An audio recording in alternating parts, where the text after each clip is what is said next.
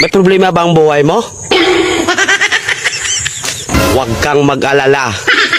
May advice ako. Pakinggan mo. Alam nyo, ganyan talaga ang buhay. Parang life. Basta yung importante ay mahalaga. At kung saan ka masaya, dun ka happy. Basta huwag kang maniwala sa swerte. Kasi malas yun. Minsan ay sometimes. Kaya matuto tayong tumanggap ng acceptance. Halimbawa, for example, ang baby ay sanggol. So kung di mo intindihin, you don't understand.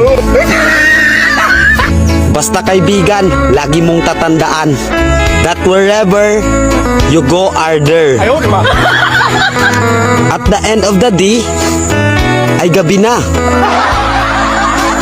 At alam mo, walang umaga sa Japan. Kasi lahat sila ay hapon.